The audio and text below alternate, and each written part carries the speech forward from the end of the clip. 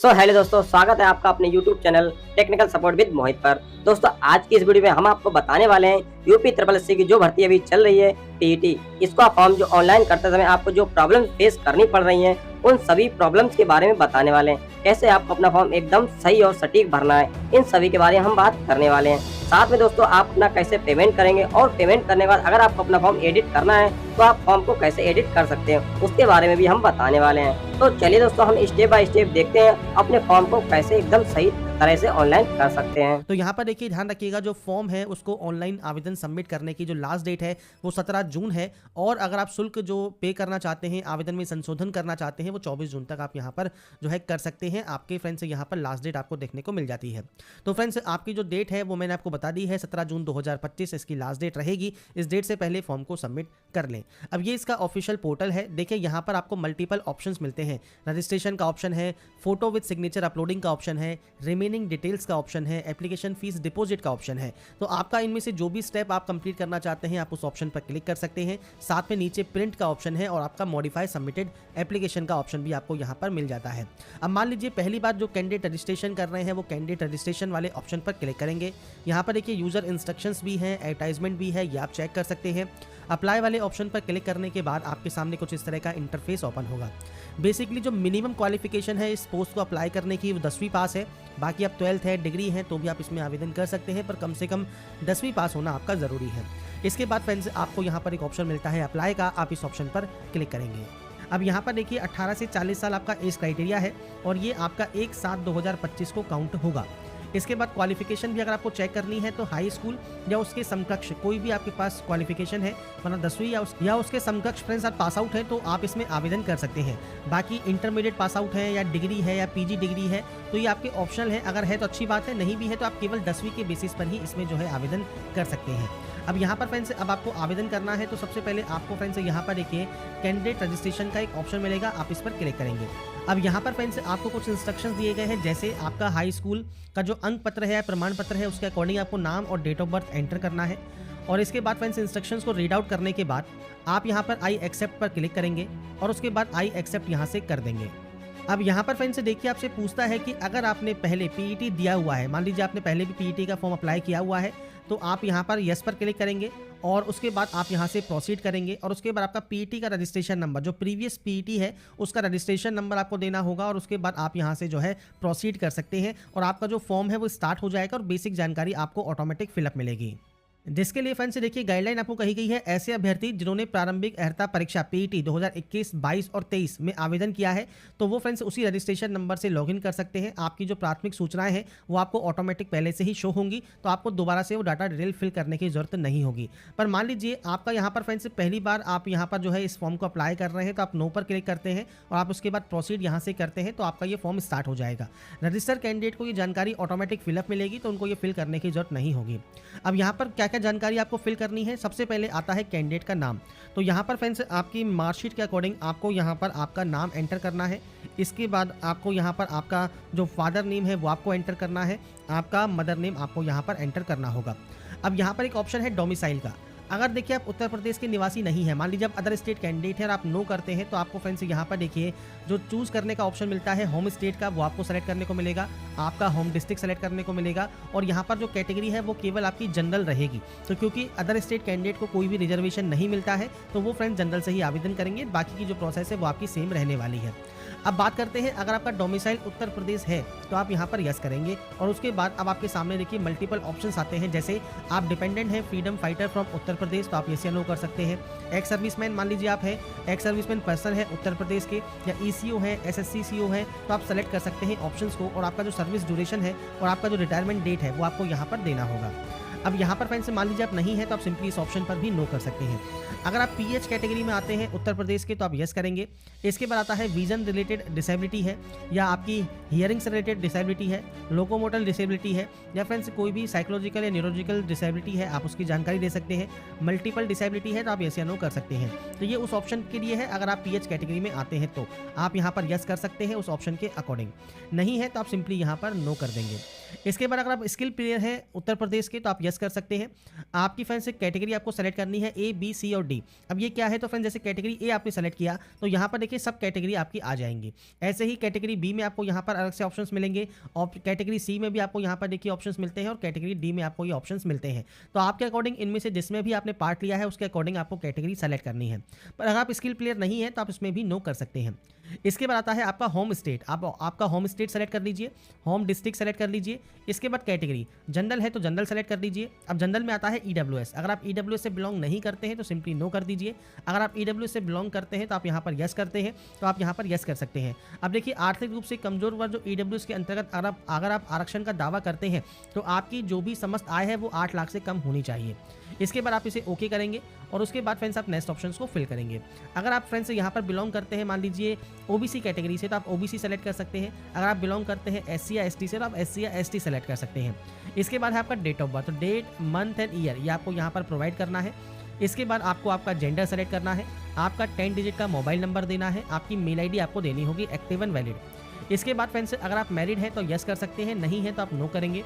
Employment details में अगर आप फ्रेंड्स यहाँ पर नॉट एन एम्प्लॉई हैं उत्तर प्रदेश गवर्नमेंट में या एम्प्लॉई हैं उत्तर प्रदेश गवर्नमेंट में या एक्स एम्प्लॉई हैं उत्तर प्रदेश गवर्नमेंट में, अपने अकॉर्डिंग ऑप्शन को सेलेक्ट करें। अगर आप एम्प्लॉई नहीं है तो आप not an employee of Uttar Pradesh government कर देंगे।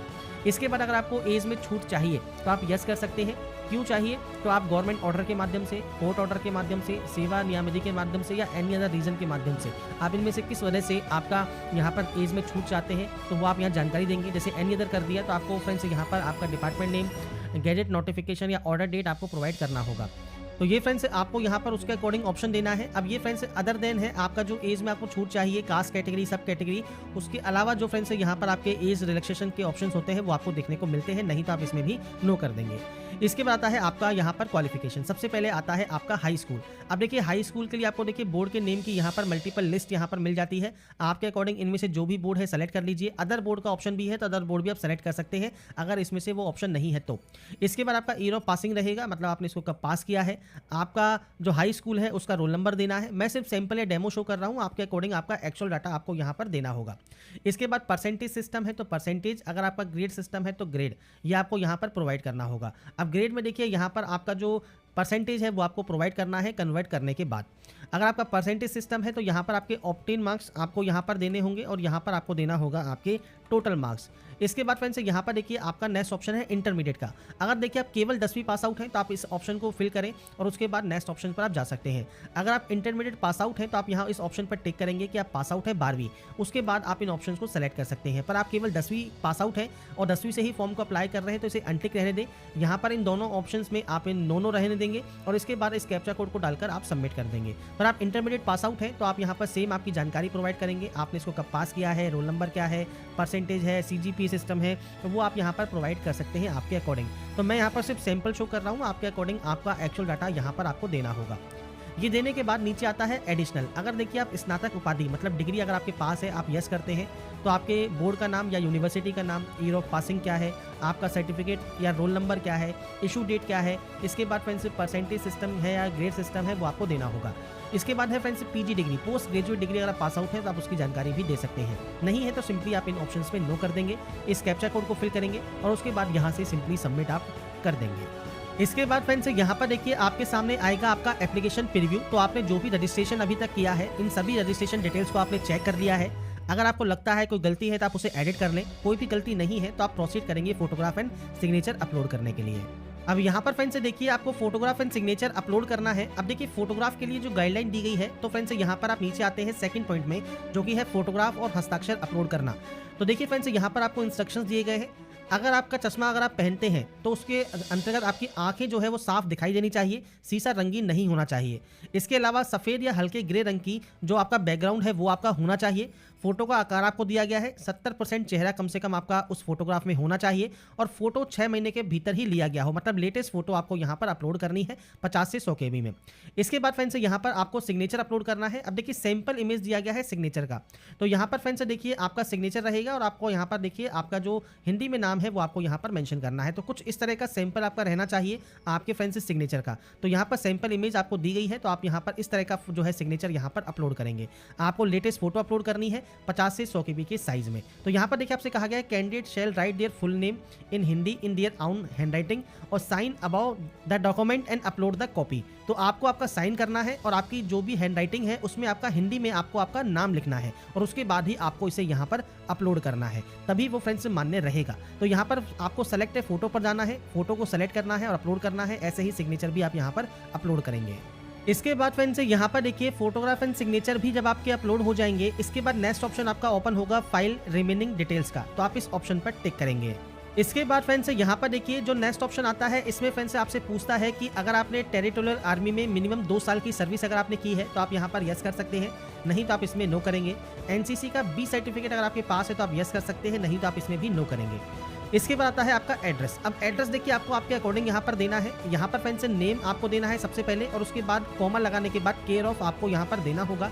केयर ऑफ में आप अपने फादर नेम यहाँ पर दे सकते हैं, C/O लगाकर आप अपने फादर नेम यहाँ पर प्रोवाइड कर देंगे।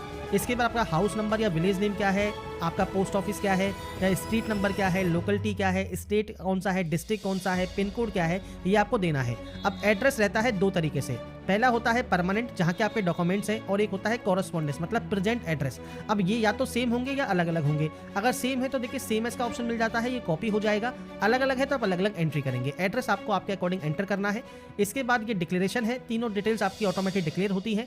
आप यहाँ पर आएंगे, इस डिक्लेरेशन को यस करेंगे और उसके बाद यहाँ से चेक करेंगे प्रीव्यू को। इसके बाद फ्रेंड्स यहाँ पर देखिए जो प्रीव्यू है वो आप चेक कर सकते हैं। अगर आपको लगता है प्रीव्यू में कोई भी गलती हो गई है तो देखिए बैक जाकर उस गलती को सही कर लें। कोई भी गलती नहीं है, प्रीव्यू आपने चेक कर लिया है तो इस कैप्चा कोड को डालेंगे और उसके बाद यहाँ से सबमिट कर देंगे। अब यहाँ पर फ्रेंड्स देखिए आप जैसे ही सबमिट करते हैं अब आपको यहाँ पर ऑप्शन मिलता है फीस पेमेंट करने का, तो आपको इस ऑप्शन पर क्लिक करना है। इस ऑप्शन पर क्लिक करने के बाद आपको फ्रेंड्स यहाँ पर देखिए state bank of India SBI ई-पे का ऑप्शन मिलेगा, आप इस पर क्लिक करेंगे, टर्म्स एंड कंडीशन पर टिक करेंगे और प्रोसीड करेंगे फीस डिपॉजिट करने के लिए। अब यहाँ पर फ्रेंड्स देखिए मल्टीपल ऑप्शंस हैं, जैसे आप कार्ड के माध्यम से करना चाहें तो आप डेबिट कार्ड, क्रेडिट कार्ड, अपनी कार्ड डिटेल्स को फिल कीजिए और पे नाउ कर दीजिए। नेट बैंकिंग यूजर है तो नेट बैंकिंग सेलेक्ट कर सकते हैं। यूपीआई का अगर आप करना चाहते हैं तो देखिए यूपीआई QR कोड का ऑप्शन भी है, आप इस ऑप्शन पर टिक करेंगे और उसके बाद फ्रेंड्स से कुछ इस तरह का आपके सामने एक QR कोड आएगा और जो ये QR कोड है आपको फ्रेंड्स ये स्कैन करना है। आप किसी भी ऐप से आप इसे स्कैन कर सकते हैं जिससे भी आप पेमेंट करना चाहें और एक बार फ्रेंड्स स्कैन करने के बाद आपका जो पेमेंट है वो जैसे ही वेरीफाई होगा आपको फ्रेंड्स नेक्स्ट स्टेप पर जो है वो सेंड कर दिया जाएगा, जो कि है इसका last step final print out का। तो यहाँ पर फ्रेंड्स देखिए अब आपको पेमेंट कंफर्मेशन का एक यहाँ पर मैसेज मिलता है और आपको एक ऑप्शन मिलता है proceed to download and print the application form, आप इस ऑप्शन पर क्लिक करेंगे। इसके बाद फ्रेंड्स आपका देखिए यहाँ पर जो फॉर्म है वो कंप्लीट हो गया है, सारे स्टेप कंप्लीट हो गए हैं। अब यहाँ पर देखिए एक प्रिंटर का आपको आइकन मिलता है, आप इस आइकन पर क्लिक करेंगे और आपके एप्लीकेशन फॉर्म का जो प्रिंट आउट है वो सेव या डाउनलोड करके आप अपने पास रख सकते हैं फ्यूचर यूज के लिए, फ्यूचर रेफरेंस के लिए। तो यहाँ पर फ्रेंड्स देखिए जो प्रोसेस है फॉर्म को